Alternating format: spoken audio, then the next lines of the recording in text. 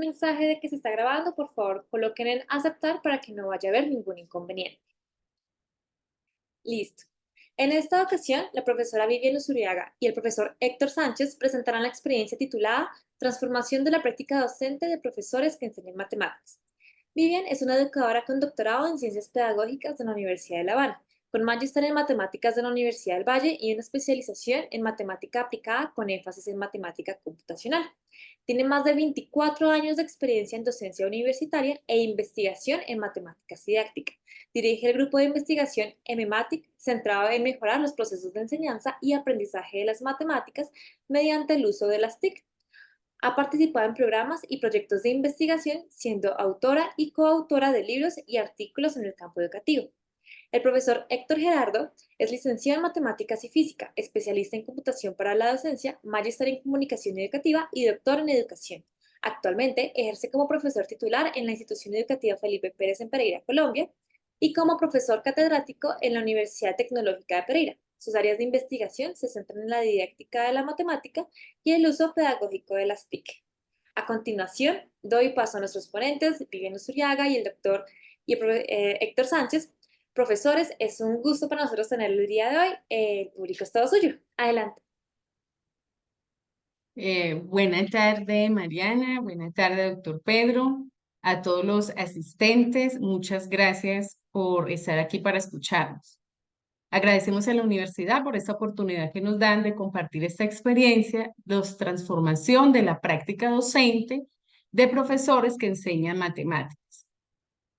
Esta presentación que vamos a hacer nos va a mostrar cómo la metodología de la indagación contribuyó en la transformación de la enseñanza de la matemática de profesores en diferentes niveles de escolaridad, al diseñar unidades didácticas fundamentadas en las situaciones didácticas de Brusón. Vale la pena resaltar que esta investigación surge a partir de la formación que tuvimos con profesores, alrededor de 90 profesores que se formaron como magíster en educación en la línea didáctica de la matemática, con el profesor Héctor Gerardo y con quien les habla, profesores de diferentes partes del país, Guajira, Risaralda, Quindío, y que estuvieron haciendo su formación como magíster en el marco de las becas para la excelencia docente y todavía hay otros profesores que están vinculados con la maestría y seguimos nosotros acompañándolos. Los resultados que vamos a mostrar hoy son sistematizados a partir de 15 de las tesis que ellos presentaron. Y nos preguntamos entonces, ¿por qué valió la pena repensar esos procesos de enseñanza y aprendizaje de la matemática? Si bien estos resultados o estas dificultades se siguen presentando, no son ahora, vienen desde décadas atrás. Y ahora que salieron los resultados de las pruebas PISA, seguimos teniendo grandes preocupaciones por los bajos resultados que tienen los estudiantes en diferentes pruebas, nacionales o internacionales. Si bien las pruebas las presentan los estudiantes, de una u otra manera se refleja lo que ellos han aprendido, es decir, la enseñanza que nosotros como docentes le estamos impartiendo. Una enseñanza que hasta hoy sigue imperando en la enseñanza basada en transmisión de conocimientos, en repeticiones algorítmicas, en donde el centro del proceso sigue siendo el docente, a pesar de la incorporación de diferentes medios o de diferentes tecnologías. También vemos una poca sistematización que tienen los docentes de su práctica, es decir, que tengamos ese tiempo o que tengan ese tiempo para reflexionar sobre su práctica y poder sistematizar qué es lo que nos está pasando.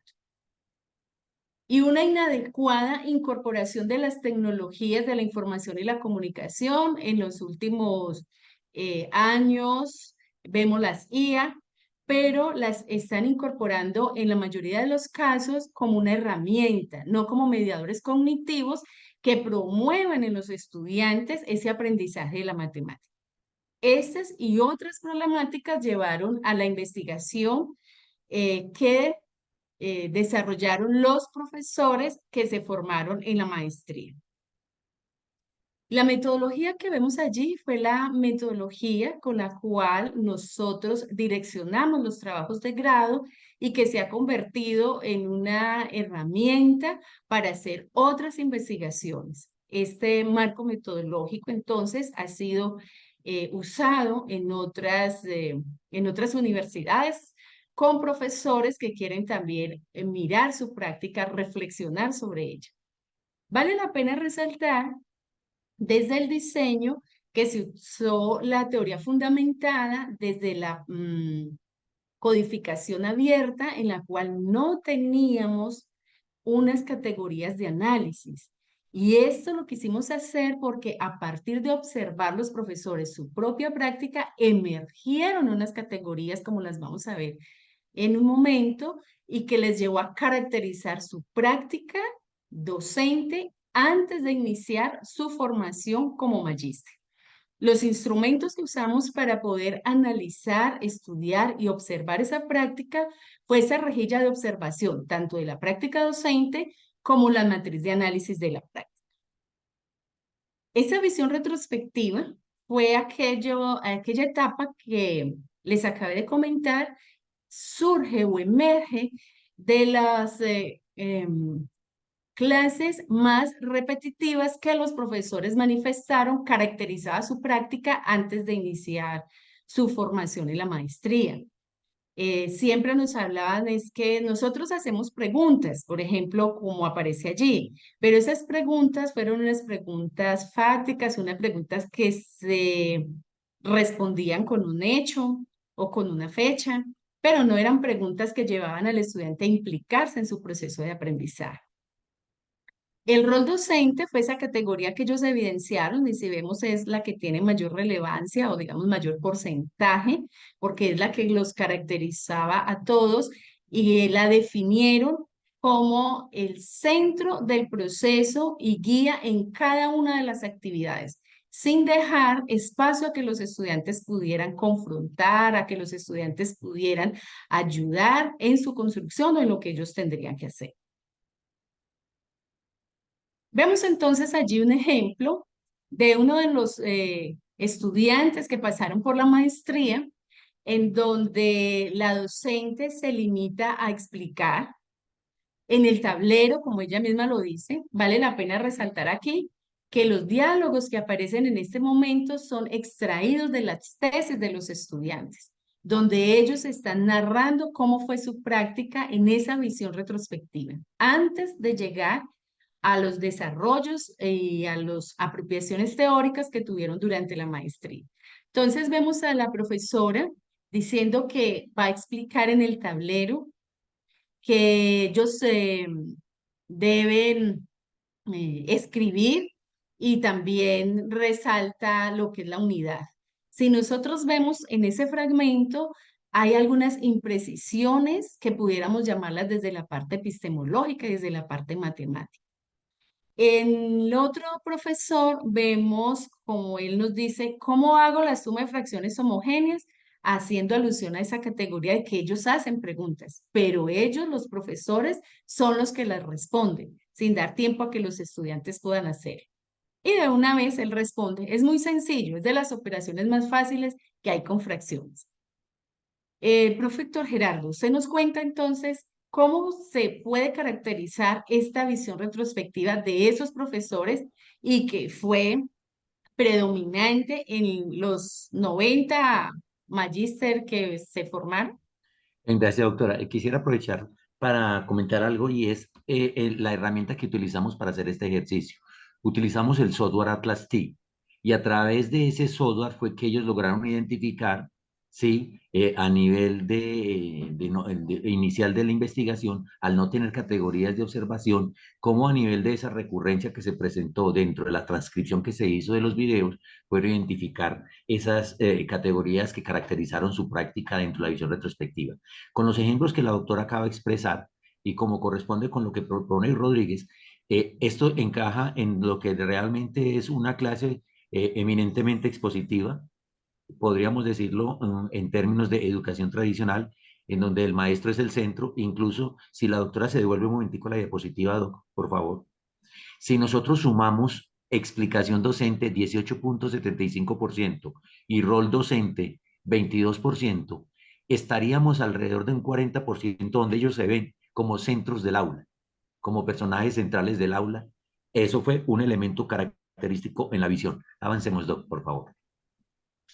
Esa visión Siguiente. retrospectiva para los Sí. profesores fue muy significativa porque ellos decían, pues no habían tenido esa oportunidad de mirarse realmente qué era lo que estaban haciendo, qué era lo que estaba pasando, como la experiencia que vemos allí de la profesora, donde es una clase centrada en la resolución de ejercicios rutinarios. Ella misma manifiesta sin tener en cuenta la participación y aporte de los estudiantes. Como lo podemos observar en la imagen, que ahí están los niños distraídos, pero la profesora continúa con la explicación, como ella lo manifiesta, de su tema. Aclara algunas dudas, pero reconoce también que no tiene una profundidad del saber y la retroalimentación que dio a sus estudiantes fue poco, ignorando de pronto esas dificultades que tenían porque al no tener el conocimiento matemático preciso, no encontró la manera de poder abordar esas preguntas que ellos hacían para hacer esa retroalimentación adecuada. ¿Qué hicimos entonces después de que los profesores se observaron su práctica? Pasamos a hacer una apropiación teórica que se hizo desde la metodología de la indagación, entendida como esas estrategias a partir de la caracterización, la interpretación, argumentación, la formulación de preguntas, ejercicios que permitieron validar conjeturas para que los estudiantes pudieran apropiarse de la comprensión de los conceptos, para que ellos fueran conscientes de lo que estaban haciendo y de las propuestas que estaban dando a las situaciones que se presentaban en ese momento. Una práctica docente que se observó desde 3 categorías de análisis, que las tomamos desde González Way. Categorías de análisis como fue la secuencia didáctica, es decir, cuáles las actividades que los profesores realizan en el salón de clase y cómo las estructuran.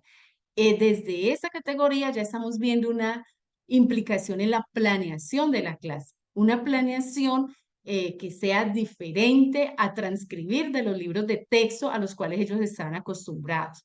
Una competencia científica que los llevaba a tenerse que formar y profundizar más en lo que es la matemática y la didáctica de la matemática para poder hacer esa eh, transmisión de conocimientos. Y la interactividad en donde ellos estaban realmente interactuando con los materiales construidos, esa interacción que promueve profesor-alumno y alumno y alumno, porque ya el grupo es un factor, un elemento importante dentro de esta metodología. No es una suma de estudiantes, sino un complemento para llegar a la construcción compartida de significados. La planeación de las unidades didácticas las hicieron entonces desde las situaciones didácticas de Brousseau. En ese marco teórico, profe, también decimos que la metodología de la indagación, como lo mencionaba, se caracterizaba por descentralizar la enseñanza del maestro. Pero ¿cómo se descentralizaba, profe?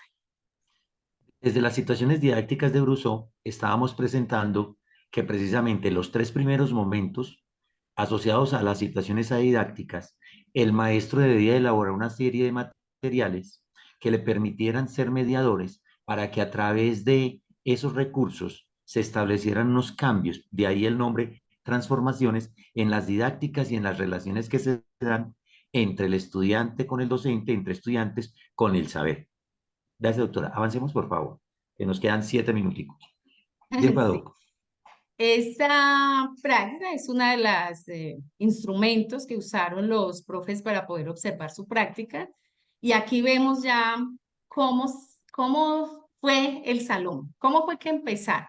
Vamos a mostrar solo una de las situaciones de los estudiantes, que son estudiantes de transición, y siempre se parte teniendo en cuenta la planeación de la unidad didáctica desde Brusó, desde una situación fundamental que les sea significativa para los estudiantes. Por eso el salón está aparentemente desordenado, como dijo la profesora, y la pregunta retadora para los niños fue, ¿cómo podemos ayudar a organizar el salón clasificando las fichas? Pero esas fichas, ¿cómo las fueron a clasificar? Para eso fue fundamental el diseño de los materiales que hicieron los docentes, no solo en este ejemplo que estamos mostrando o socializando, sino en todas las unidades didácticas que hicieron para la enseñanza de esos objetos matemáticos. Profe, ¿qué Y podemos dentro de observar allí de esa eso, situación-acción? dentro de la situación de acción, lo que se busca es la delegación de la responsabilidad de aprendizaje en el estudiante. De allí que a través de las actividades propuestas de las maestras en la unidad didáctica, los alumnos empezaban a hacer las actividades desde lo que ellos consideraban, desde sus saberes previos, y eso se puede ver en las dos imágenes de la izquierda y la derecha. Es decir, el nivel de participación del docente debe ser mínimo, pero las indicaciones dentro de la unidad didáctica y a su vez las indicaciones en el aula debían de darle más protagonismo al estudiante. Allí en la situación de acción, los alumnos dan en su primer momento una alternativa de solución para pasar a la siguiente instancia, que viene a ser la situación de formulación, donde ellos mismos ya empiezan a contar, ¿sí? ¿Qué hicieron? ¿Cómo lo hicieron? ¿Cómo fueron las preguntas que la misma docente manifiesta allí? Y esto corresponde precisamente con lo que nos dice González Way, donde hablamos de generar un espacio de interactividad y de relación en donde se le dé mayor participación al estudiante. Ahí quisiéramos ser consecuentes con una frase que utilizamos y en el último libro que nos publicaron, de una frasecita de un estudiante que nuestro maestro y acompañante Francisco Cajiao le hizo cuando estaba haciendo la investigación para el 1290. Y fue una frasecita que resume todo esto que estamos diciendo, ¿sí? Y es que dijo el niño en esa entrevista, es que los maestros con tanta enseñadera no nos dan tiempo de aprender.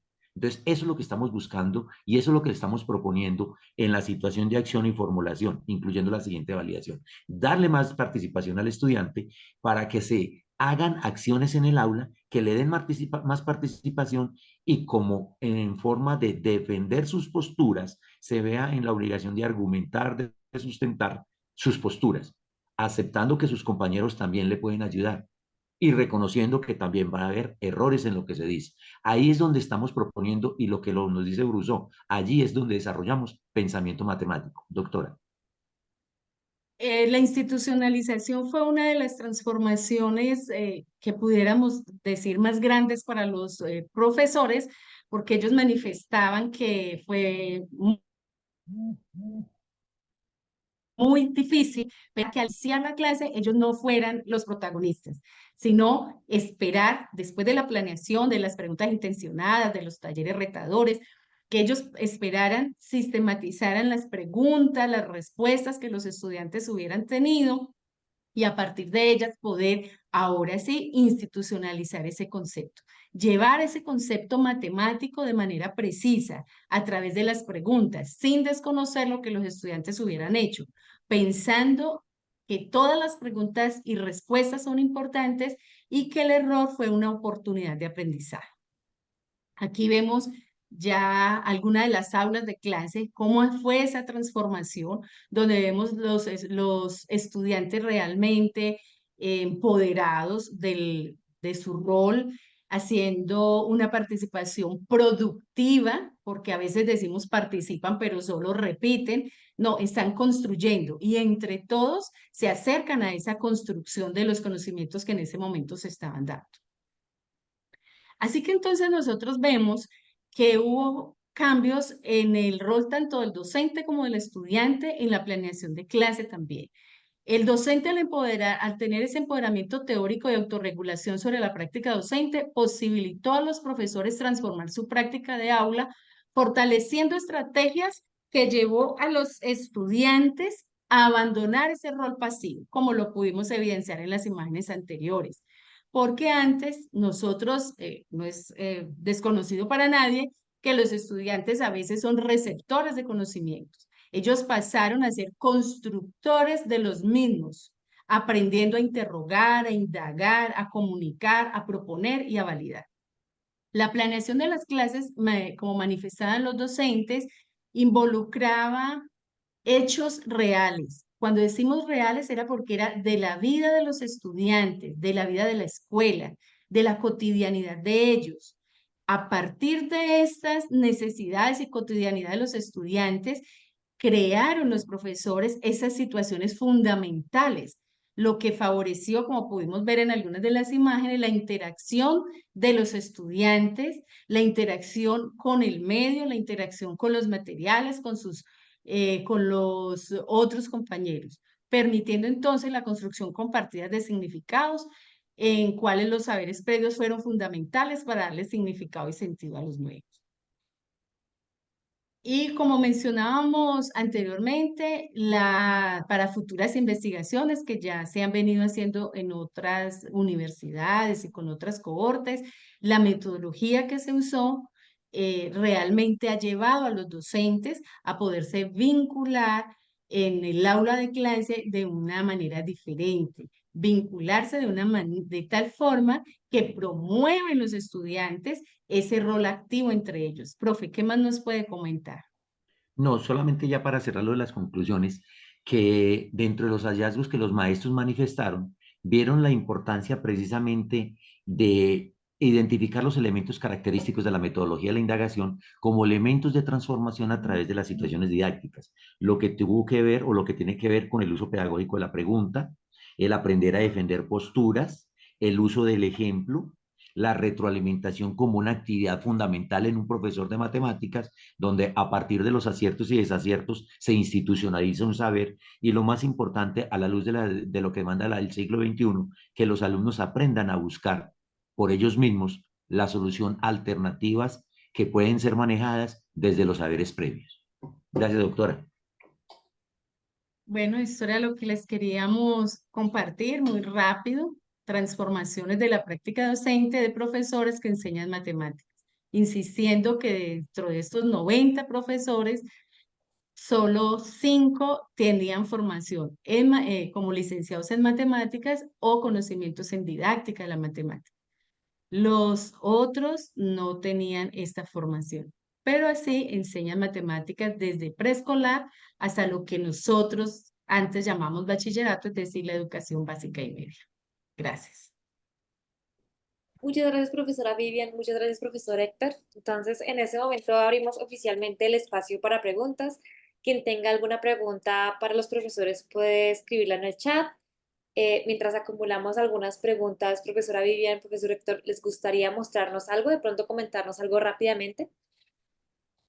Claro que sí, profe. Gracias. Mientras se organizan las preguntas, quisiéramos aprovechar esta oportunidad como para ampliar un poquito tres aspectos y un cuarto.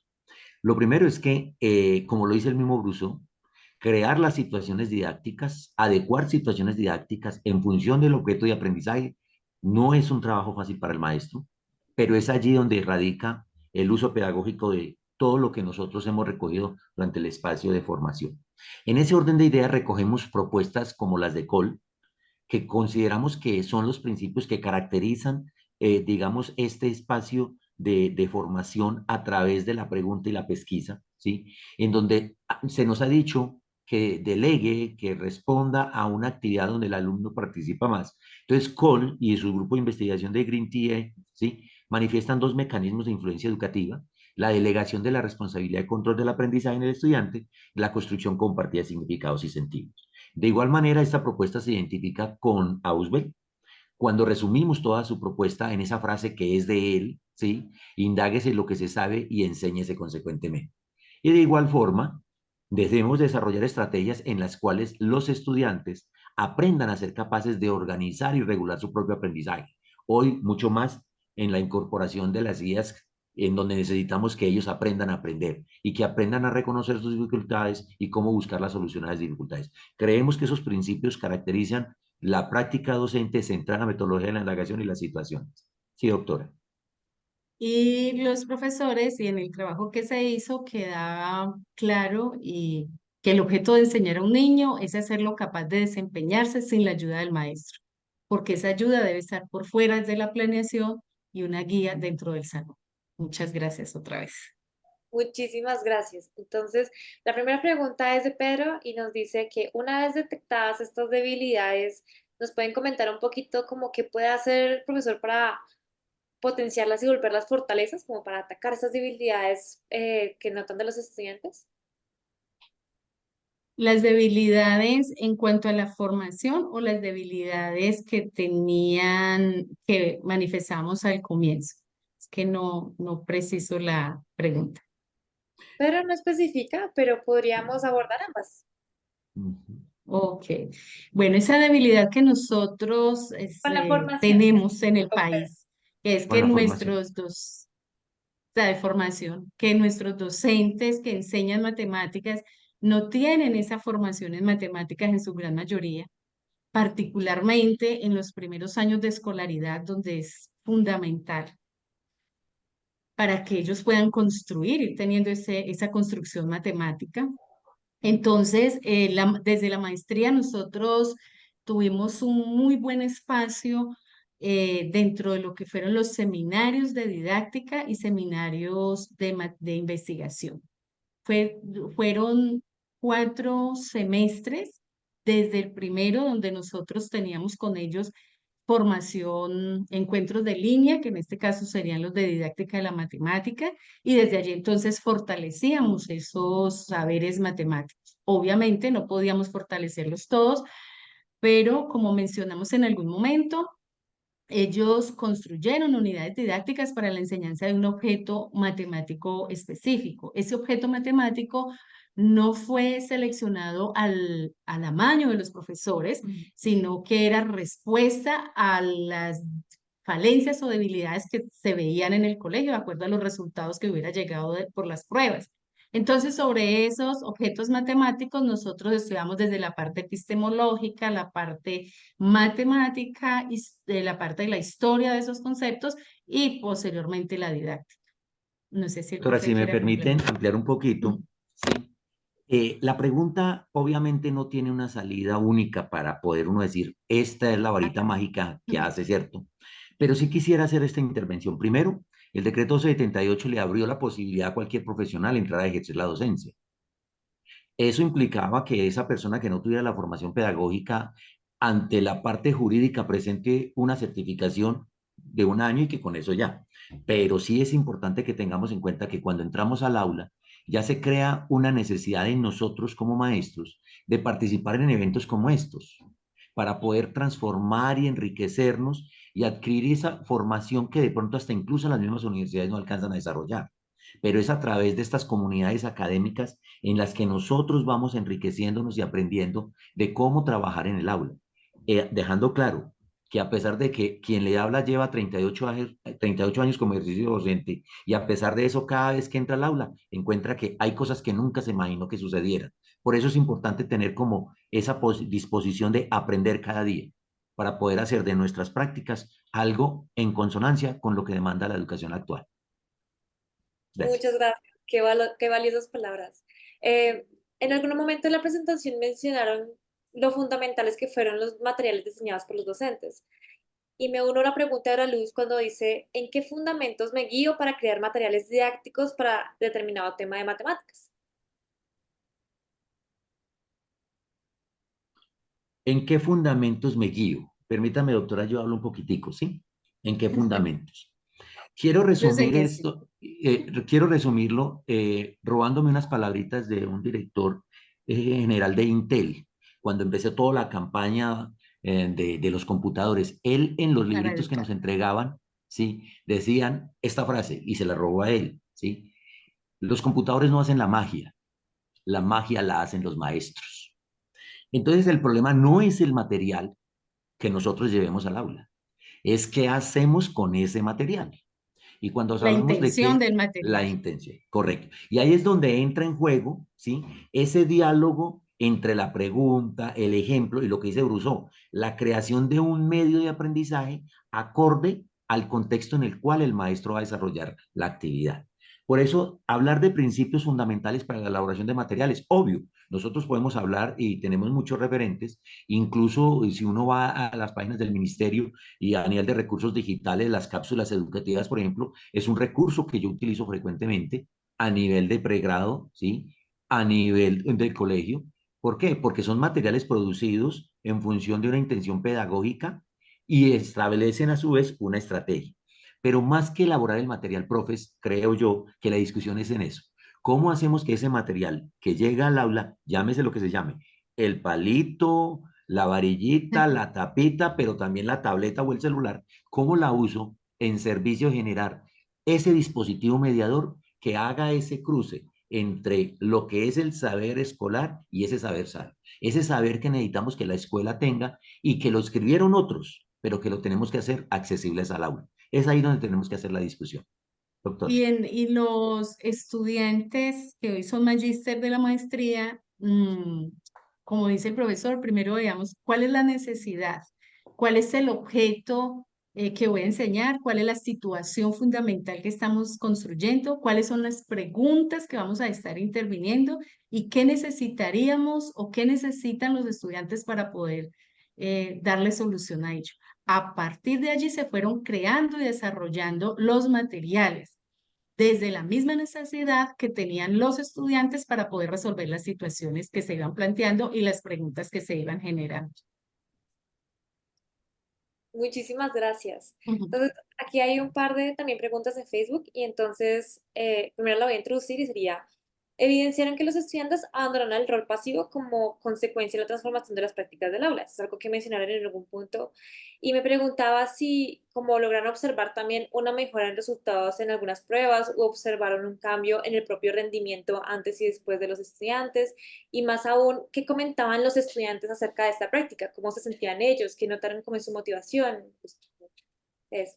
Ok, bueno.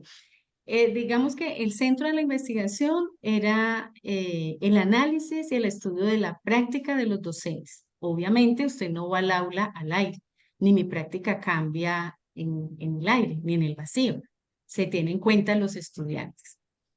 No fue el aprendizaje la razón principal de investigación, pero sí se tuvo algunos referentes de cambios. Y no solo durante, digamos, la formación que tuvieron los profesores porque estaban implementando la unidad, después sistematizando, sino lo que hemos recogido después de que ellos se han graduado, donde efectivamente se ve que en varios de los colegios donde ellos estaban, se han habido cambios positivos en los resultados de las pruebas. Estos cambios también, ¿a qué se puede obedecer? Porque un solo profesor no va a cambiar, solo que desde la experiencia que nosotros tuvimos, creábamos con los profesores que teníamos nosotros a cargo, a la institución, a lo que ellos pertenecían, comunidades de aprendizaje. Lo que quería decir que lo que estábamos haciendo en la maestría, ellos tenían espacios de seminarios y otros encuentros para irlo a replicar, para ir a comentarlo y obviamente para discutirlo y entonces de esa manera poco a poco se ha ido mejorando. No podemos desconocer que la pandemia nos jugó una mala pasada y entonces allí tenemos un bache importante, pero estamos tratando de recuperar al respecto. Doctor, agregando un poquito, a ver, si bien es importante reconocer el tipo de estudio que se hizo, que fue un tipo de, es un estudio cualitativo, el ejercicio que se hizo fue un ejercicio de análisis, de reflexión, de interpretación, algo de lo cual quisiéramos que se abrieran espacios en las instituciones educativas, porque es desde ahí donde podemos empezar a, digamos, a generar esas transformaciones. Al haber una transformación en mi práctica, ¿sí? Uno esperaría desde el sentido común que mejoraran los resultados, las pruebas, pero eso sería otro tipo de estudio, el cual no hizo parte de este ejercicio. Pero sí quisiera como comentar algo y es, primero nosotros lo que presentamos a este evento fueron las conclusiones de esos 15 trabajos y de esas conclusiones construimos la caracterización de ellos y vimos que realmente una cosa era, ¿sí? La visión retrospectiva como se veía y lo que ellos arrojaron en los datos ahora que defendieron sus tesis. Eso es algo importante. Pero sí quisiera aprovechar la pregunta como para acuñar lo siguiente. En este momento estamos acompañando a una pasante de Medellín, ¿sí? Que tiene la preocupación algo cercana a estos eventos y dentro de las actividades que vamos a desarrollar con ella está eso, ir a la institución de algunos de nuestros maestrantes que se graduaron hace 3 años, 4 años, a ver qué encontramos a nivel de esas prácticas, hasta dónde todavía seguimos encontrando, ¿sí? Esas conclusiones en sus trabajos que se evidencien en sus prácticas. Pero de verdad, obviamente, hablar frente a, bueno, hasta dónde esto contribuye, digamos, a los desempeños arrojados en las pruebas, pues habría que mirar los trabajos que de pronto se puedan realizar en este momento. Pero de verdad es una tarea que, como lo dijimos, esto pues está abierto, llevamos 8 años, ya 10, pensando y repensando el tema y sabemos de que hay que seguirlo haciendo. Gracias. Muchas gracias. Aquí Ángela también tiene una pregunta que voy a reformular como, ¿hasta qué punto los diferentes mecanismos de enseñanza afectan el interés o motivación de los estudiantes en participar? ¿Hay un porcentaje de ese interés que ya no depende de la enseñanza, sino de algunos otros factores externos? Bueno, sí, depende, puede depender y de hecho depende de otros factores externos de la condición física y demás, que no está al alcance del docente de pronto poderlo solucionar, pero en lo que nos compete y lo que estamos nosotros mostrando y socializando de las prácticas es que esa motivación de los estudiantes se logró, más que motivación, esa implicación en el proceso de aprendizaje se logró desde las situaciones fundamentales que cada uno de los docentes diseñó para la enseñanza de ese objeto matemático. Situaciones que siempre estuvieron ligadas con el entorno de los estudiantes. Por ejemplo, por nombrar uno, en una de las instituciones había problemas con, de pronto hay unos niños que estaban siendo un poquito más obesos, otros tenían problemas porque no estaban bien nutridos. En conclusión, el problema que tenía la institución era sobre la nutrición que tenían los estudiantes. ¿Qué pasó? Entonces, desde matemáticas y en conjunto con la psicóloga del colegio, se trabajó en el proyecto de la lonchera saludable. Y con ese proyecto de la lonchera saludable, porque ya desde las otras asignaturas se habían hablado y le estaban haciendo conciencia a los estudiantes, entonces las profesoras diseñaron diferentes estrategias para poder saber cuál sería esa lonchera saludable, qué contiene esa lonchera saludable. Y la intención con esta situación para ellos fue enseñar los primeros principios de estadística que tenían en ese momento, como fue las barras, la parte de los datos, cómo presentarlos, cómo mostrarlos. Entonces, si el estudiante realmente se ve involucrado en las actividades que va a desarrollar, le encuentra interés, le encuentra sentido, porque no son ajenas a la realidad que él está viviendo. Y precisamente, doctora, eso es lo que Brousseau nos propone, y que sea el espacio para en paz descanse una vez que falleció nuestro maestro, sí, Brousseau, para acuñar lo siguiente. Él manifestaba que la motivación, el interés, era un componente importantísimo en el aula para generar esos nuevos aprendizajes, ¿sí? En ese sentido, en una de las tres categorías de la práctica docente, que es la interactividad, habían dos o tres ítems asociados a esto, a la motivación, al interés de la clase. Obviamente, pues no tenemos los datos porcentuados aquí, pero eso hizo parte del ejercicio que ellos hicieron. Y ahí encontrábamos eso, cómo obviamente ellos ya se sentían diferente. Ellos ya eran otras personas como maestros y los estudiantes. Entonces, ahí es importante reconocer que este modelo que nosotros desde el grupo de investigación lo hemos denominado modelo tres cuartos, un cuarto, lo repito, modelo tres cuartos, un cuarto, es porque consideramos que ese es el cambio de la escuela. Y discúlpame que use las manos para representar la propuesta, porque tres cuartos son acción, formulación y validación, donde yo como maestro tengo que generar unas condiciones para que el estudiante participe. Y la cuarta parte, el maestro institucionaliza. Hacemos esto porque la escuela, en otro sentido, era el maestro ocupaba las tres cuartas partes de la clase, como lo decía el niño de la entrevista de Cajiao, ¿sí? Enseñe, enseñe y enseñe. Y luego el alumno aprendía haciendo cosas. Por eso creemos que el modelo que nos propone, que nos dejó como herencia el doctor Brousseau, es una propuesta de cambio que nos permite no solo motivar al estudiante, sino que a qué ser humano, ¿sí?, no le afecta positivamente el que sea reconocido. Al hacerlo en el aula, se nos dispararán los muchachos. Muchas gracias. También vale la pena resaltar la importancia de las preguntas. No solo es una situación fundamental, sino las preguntas que surgen a raíz de esa situación fundamental. Preguntas que llevan a los muchachos a buscar materiales, que llevan a los niños a leer, que llevan a los niños a complementarse con sus compañeritos. Y esto les ayuda porque se sienten parte del proceso cuando ellos pueden expresarse, cuando pueden compartir con su par lo que ellos están haciendo y validando. Entonces, saber preguntar también es una estrategia totalmente válida para nosotros poder implicar al estudiante en su proceso. Muchas gracias. Aquí ya para finalizar, María Isabel nos cuenta como la experiencia que ya ha tenido y dice, me encuentro trabajando en secundaria la disciplina de matemáticas en México y el usar la tecnología para aprender matemáticas de forma dinámica ha sido un poco difícil porque están muy arraigados a la metodología expositiva por parte de los demás compañeros docentes y aprovecho esta experiencia para preguntarles qué dificultades encontraron cuando hicieron este estudio como para tratar de cambiar las prácticas de los docentes. Había de pronto algunos docentes que no querían cambiar estas prácticas o qué dificultades pudieron haber encontrado en el camino. Digamos que con los profesores que estaban allí,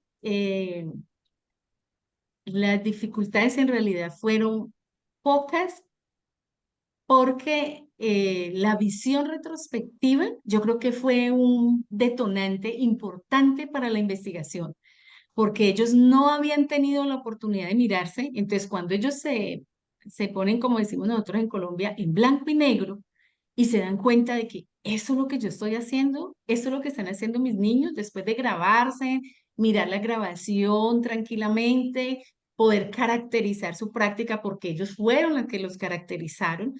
Este fue uno de los insumos totalmente válidos para ellos siempre querer mejorar, porque en la medida en que iban, en que se vieron, en que se confrontaron ellos mismos y fueron empoderándose o de la teoría, entonces le dieron salida. Veían que si llevaban una situación distinta, entonces la clase se hacía más amena, la clase de los estudiantes participaban más, se podrían ver mejores resultados. En realidad, lo que vimos fue muy poca resistencia. Siempre quisieron más y estar interactuando más. De hecho, Eh, las unidades didácticas tuvieron una primera validación entre el grupo de docentes, porque nosotros, cada docente mostraba las sesiones de su unidad didáctica y nosotros, tanto como profesores y los otros compañeros, hacíamos por un lado como si fuéramos los estudiantes de ese grupo y por el otro lado veíamos, bueno, sí se ve aquí la teoría, se reflejan realmente las preguntas, se refleja el marco teórico que nosotros queremos mirar, sí nos involucró, sí captó en nosotros como todo ese interés y lo mantuvo, porque esa es otra de las situaciones que hay que mirar, que al inicio de la clase usted puede captivarlos y después se diluye ese momento. Y por eso es tan importante ir engrosando las preguntas. Profe. Doctora, hablaste de los encuentros. En esos encuentros nos llamó mucho la atención lo siguiente, compañeros. Es que lo que dijo la doctora, los maestrantes, digamos, estuvieron abiertos a esta discusión, muy receptivos. Pero ¿qué manifestaban ellos? Que la dificultad la encontraban era en la institución. Al no contar con el apoyo institucional de su coordinador académico, de su rector, porque esas transformaciones, estos cambios no son fáciles. Y mucho más con los padres de familia. ¿Por qué? Para allá. ¿Por qué? Porque el padre de familia está acostumbrado a que el cuaderno está lleno de cosas, pero no la mente, el cerebro de los muchachos. Porque lo que hay en el cerebro no se puede ver. En cambio, las páginas sí se ven. Entonces, trabajar desde la indagación representa el pensar, el repensar, el reflexionar, hacer gente de pensamiento crítico, analítico. ¿sí? Entonces eso se hace es a través de las interacciones que hay en el aula. Entonces la evidencia de ese trabajo no se ve. Entonces cuando el muchacho se le mira el cuaderno, entonces estaba el obstáculo de los padres de familia, ¿sí? Que al no ver el tablero y el cuaderno lleno como tradicionalmente se ve, entonces, profe, es que usted no enseña nada. Entonces ese sí ha sido el obstáculo de la propuesta. Pero yo digo que eso es algo cultural. Y eso tiene que cambiar y creo que está cambiando. Muy lento, sí. ¿Por qué? Porque nosotros con tanto enseñar es poco lo que están aprendiendo. Entonces tenemos que darle más oportunidad al aprender y eso representa que participe más el estudiante. Y necesitamos, digamos, el acompañamiento de todos. ¿Por qué? Porque a nosotros se nos habla de que la escuela es escenario para aprender a ser autónomos. Y si a mí me siguen diciendo qué tengo que hacer, ¿sí? Entonces, ¿cuándo voy a aprender a ser autónomo?